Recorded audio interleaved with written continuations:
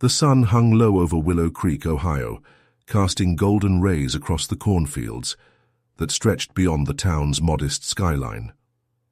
Main Street buzzed quietly, its neon-lit diner and hardware store anchoring a community where everyone knew each other's pickup trucks by sight. In this small town, Ethan Brooks had built a life, one he'd always hoped would include a son. At 38, with a weathered face and hands toughened by years of gripping a steering wheel, Ethan had dreamed of a boy to share his love of engines, to teach how to throw a spiral pass in the backyard. Now, standing in the stark antiseptic hallway of Willow Creek General Hospital, that dream felt like a cruel twist of fate. A young nurse, her scrubs slightly wrinkled from a long shift, approached Ethan with a bundle wrapped in a soft blue blanket, tied with a matching ribbon. Her name tag read Katie, and her eyes avoided his, focusing instead on the linoleum floor. She handed him the baby with careful hands, as if passing over something fragile and sacred. Normally, Katie would have smiled, offering hearty congratulations to a new father, but today, words stuck in her throat. The air was heavy with unspoken grief, and she wished Ethan would take the child and leave, sparing her the discomfort of standing in this moment. Ethan didn't budge. He cradled his newborn son, the weight of the tiny body grounding him against the storm raging in his chest. A single tear glistened in the corner of his eye, catching the fluorescent light. He glanced down the empty hallway, half expecting, half hoping, to see his wife, Sarah, round the corner with her warm smile, ready to take their boy home. But Sarah wasn't coming. Katie knew it, her silence a shield against the truth. Ethan knew it too, though his heart refused to accept it. The doctors had sat him down hours earlier, their voices clinical yet strained, explaining the complications during childbirth. Sarah's heart had stopped on the operating table. They'd tried everything, defibrillators, adrenaline, desperate hands pressing her chest. But she was gone. "Your son's healthy, though," Dr. Larson had said, adjusting his glasses. "A strong 8-pound boy. He's perfect." The words were meant to soften the blow, but they landed like stones. Ethan tightened his grip on the baby, the flannel blanket brushing against his rough fingers. The newborn squirmed, letting out a soft, kitten-like whimper that pierced the silence. Ethan blinked, snapping back to the present. He had to move, had to leave this hallway that smelled of antiseptic and loss. Katie shifted her weight, her sneakers squeaking faintly. She wasn't to blame. No one was, not really. But Ethan couldn't shake the guilt gnawing at him. He'd wanted this child so badly, had pushed Sarah to carry their third when she'd begged to stop at 2. She was tired, worn thin by years of parenting alone while he was on the road. And now, she was gone. "Thanks," Ethan muttered to Katie, his voice gravelly. He turned toward the exit, the baby nestled against his chest. "Take care, Mr. Brooks," Katie replied softly, finally meeting his eyes for a fleeting moment. Ethan nodded, unable to muster more. He stepped into the crisp October air, the hospital doors hissing shut behind him. Willow Creek stretched out before him, its familiar streets now alien under the weight of his loss. His Ford F-150 sat in the parking lot, its bed littered with empty coffee cups from long hauls. He secured the baby, his son who didn't yet have a name, in the car seat he'd installed just weeks ago when hope still burned bright. The drive home was a blur, the radio off, the only sound the faint cooing of the infant in the back. Ethan had been a long-haul trucker for over a decade, crisscrossing the Midwest with loads of auto parts, grain, or whatever else needed moving.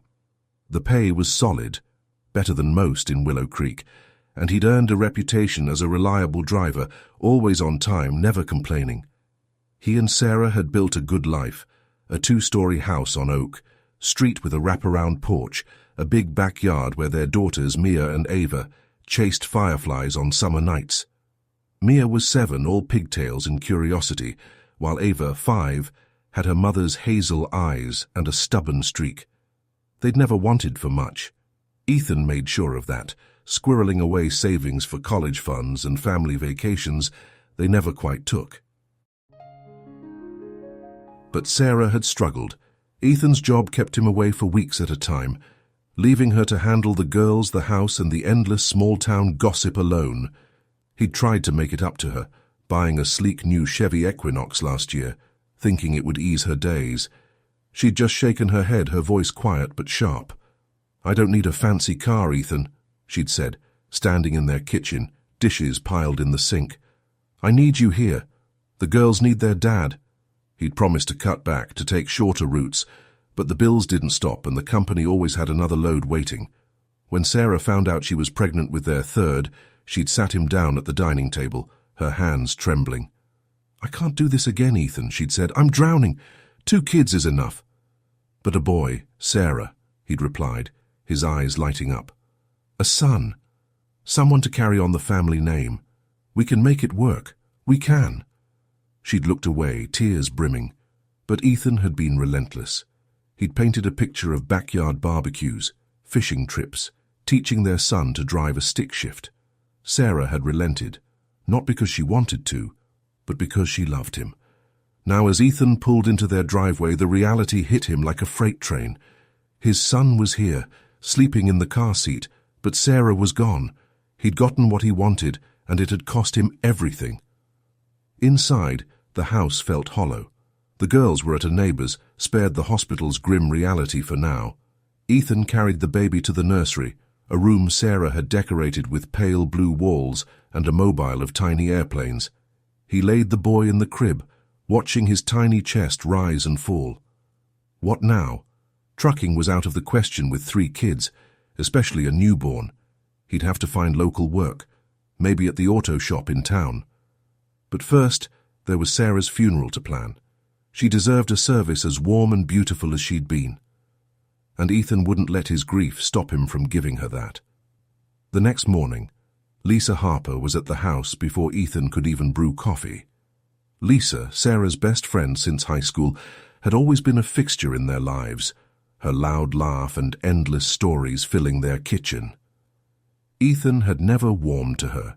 Single, childless, and always lingering, Lisa irritated him. He'd grumbled to Sarah more than once, asking her to keep Lisa away when he was home from a haul. Sarah would just roll her eyes, saying Lisa was family. Now Ethan saw her in a new light. When the hospital called with the news, Lisa had been the first to show up, no questions asked. She'd taken Mia and Ava to her apartment, shielding them from the chaos while Ethan sat numbly in the waiting room. "I've got the girls," Lisa said now, standing in the living room, her curly hair pulled into a messy bun. "They're okay, just confused. I'll bring them back later. How's the little guy?" "Hungry," Ethan admitted, glancing at the nursery. I didn't think to get formula or anything." Lisa's face softened. She held up a grocery bag. "Got you covered. Bottles, formula, diapers, the works. Picked it up last night." Ethan exhaled, relief mixing with his exhaustion. "Thanks, Lisa. I don't know what we'd do without you." She waved him off, already heading to the kitchen to prepare a bottle. The baby's cries grew louder, sharp and insistent. Ethan followed, watching as Lisa expertly mixed formula, her hands steady despite the early hour. She unwrapped the blanket, revealing a pale, blonde-haired infant with a faint birthmark on his left cheek, shaped like a teardrop. "Look at this little angel," Lisa cooed, cradling the baby. "So fair, doesn't look much like you or Sarah, huh? What's this on his cheek? Dirt?" She rubbed at the mark, frowning. Ethan leaned in, his brow furrowing. The baby's light skin and wispy hair were a stark contrast to his own dark hair and tanned complexion, or Sarah's chestnut curls. For a moment, a wild thought crossed his mind. Had the hospital mixed up the babies? But he pushed it aside. "Stop scrubbing," he said, his voice sharper than intended. "It's a birthmark, not dirt. You'll hurt him." Lisa froze, then nodded, her cheeks flushing. "Right, sorry. He's just so different. Anyway, you got a name yet?" "Noah," Ethan said, the name slipping out. He and Sarah had tossed it around during her pregnancy, inspired by her love of old Bible stories. Noah, Lisa repeated, smiling. Fits him. Don't worry about Noah today, Ethan. I'll handle him and the girls. You focus on what's next. Ethan nodded, his throat tight. I'm heading to Willow Creek Funeral Home. Got to set up Sarah's service, the reception after. There's a catering place by the highway. Does good food cheap, Lisa offered. Ethan's jaw clenched. No, Sarah gets the best. No cutting corners. I get it, Lisa said quickly. But with 3 kids, money's going to be tight. I've got savings, Ethan shot back. We'll manage. He wasn't bluffing. Years of long hauls had built a nest egg, enough for the house, the equinox, and a cushion for emergencies. Ethan had always dreamed of leaving trucking behind, opening a mechanic shop where he could tinker with engines and be home for dinner. He'd imagined Sarah by his side, the kids running through the shop, grease smudged on their cheeks. That future was gone now. But the money was still there, and he'd use it to honor Sarah. The days that followed were a fog of grief and duty.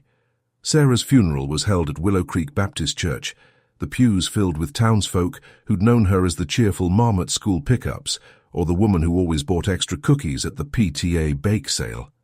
Ethan stood tall, shaking hands, accepting casseroles and condolences, while Mia and Ava clung to his legs, their eyes red and confused.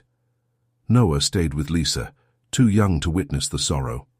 Ethan kept his emotions locked tight, his heart bound by an invisible chain. If he let go, he'd collapse. And his kids needed him standing. His older sister, Rachel, couldn't make it from Chicago, where she ran a marketing firm. They hadn't seen each other in years, their lives drifting apart after their parents passed. She sent a generous check and called, her voice crackling over the line. I'm so sorry, Ethan, she said. I wanted to be there, but work's a nightmare. You okay? No, he admitted, but I've got the kids. Got to keep going. You do. That boy you wanted so bad, he's here. Pour your love into him, into Mia and Ava. They'll get you through. Ethan grunted, unconvinced. He barely knew how to parent his daughters, let alone a newborn. Mia liked science kits and asked endless questions about stars. Ava was obsessed with her stuffed unicorn and threw tantrums over broccoli. Noah was a blank slate, his cries a constant reminder of what Ethan had lost. If it weren't for Lisa, he'd be drowning. She stayed on after the funeral, moving into the guest room, when Ethan offered to pay her as a full-time nanny. She'd quit her job at the local Kroger, eager to help.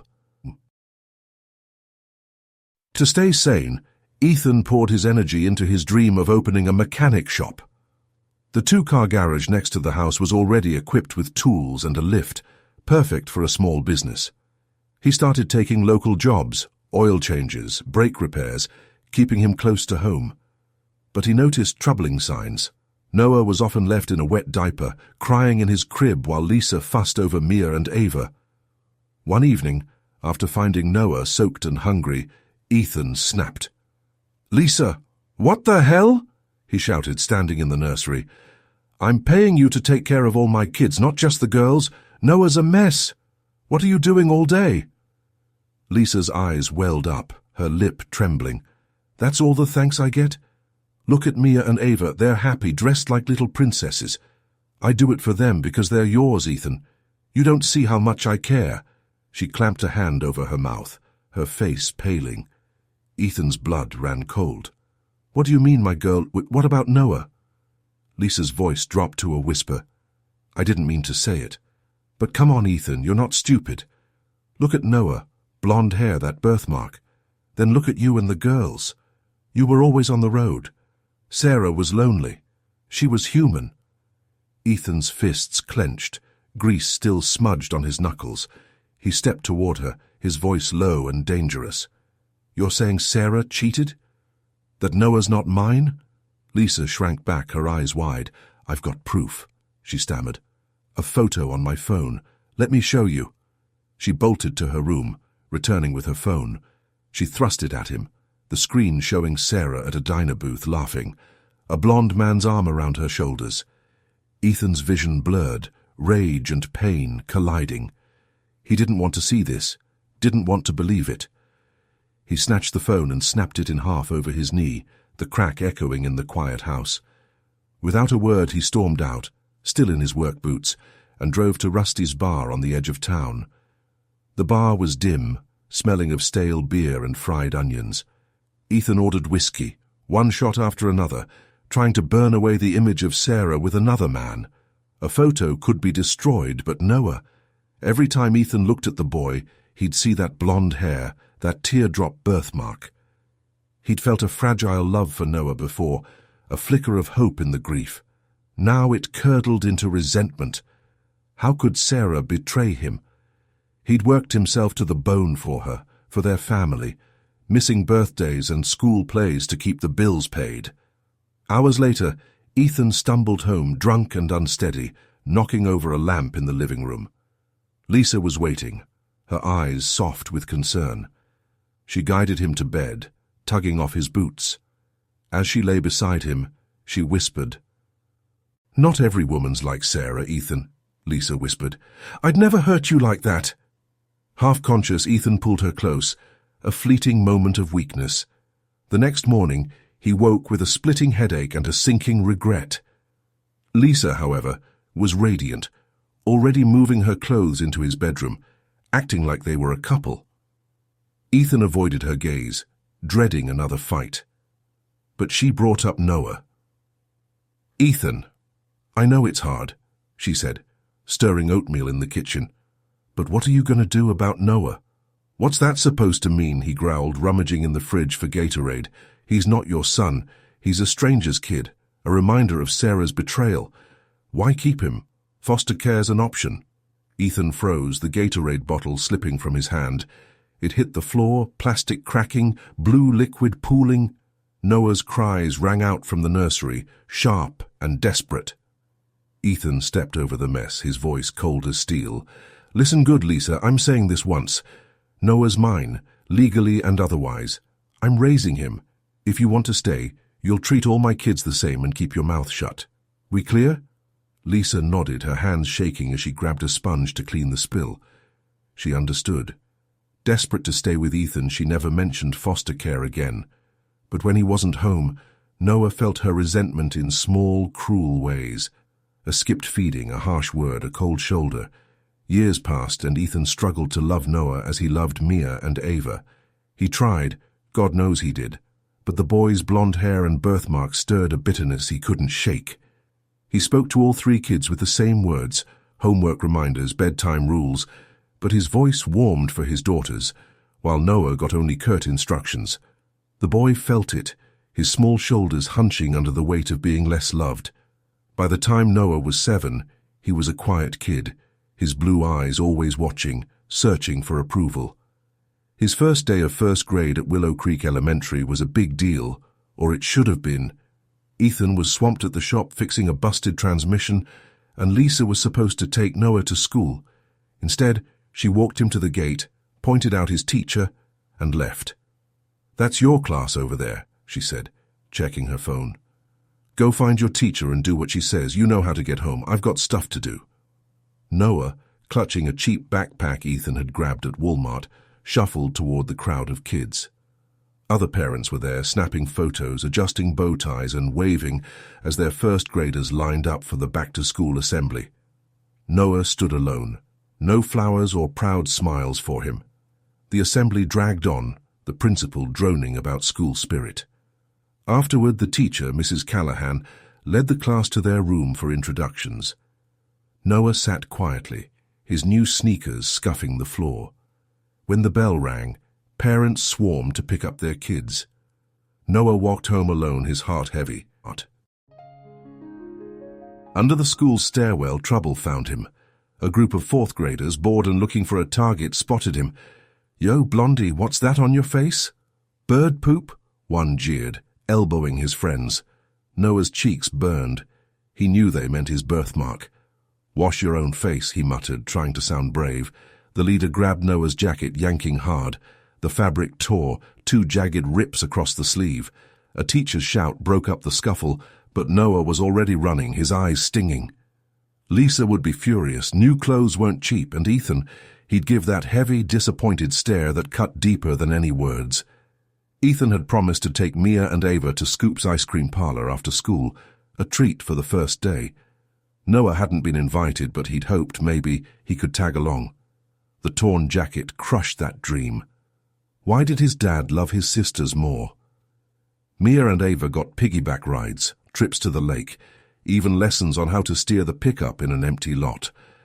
Noah got nothing. No hugs, no praise, just a pat on the shoulder and a gruff, "You're a boy, you don't need coddling." But Noah craved it, longed to feel his dad's hand ruffle his hair, to hear a proud good job just once. He vowed to earn it, to get straight A's, to be the best in class. Maybe then Ethan would look at him differently. But the torn jacket was a bad start. At a bus stop near school, Noah saw a regional transit bus idling, its doors open. Without thinking, he climbed aboard, sinking into a seat by the window. He wanted to escape Lisa's anger, Ethan's coldness, the sting of being unwanted. The bus rumbled through Willow Creek, past the diner, the gas station, the Dollar General. Strangers got on and off, their faces a blur. Noah stared out, his reflection pale and small in the glass. At the final stop, the driver, a burly man with a graying beard, called out, "Hey kid, this is the end. Where you going?" "Here," Noah mumbled, slipping past him. He stepped onto a cracked asphalt lot, the air cooler here at the town's edge.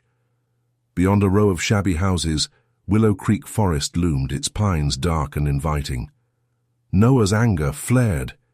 If they didn't want him, he'd leave. "I'll live in the woods," he thought, kicking a pebble. "Build a fort, eat berries, fish in the creek. Let Dad take the girls for ice cream. I don't need them."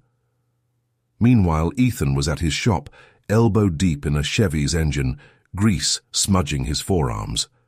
"Finish up, boys," he called to his two part-time mechanics. "Kids are probably home from school. Promised Mia and Ava some ice cream." He wiped his hands on a rag, a rare smile tugging at his lips. The shop was doing well, steady customers, enough to keep the lights on. He headed home thinking he'd include Noah in the outing. The boy deserved a treat, especially for starting first grade.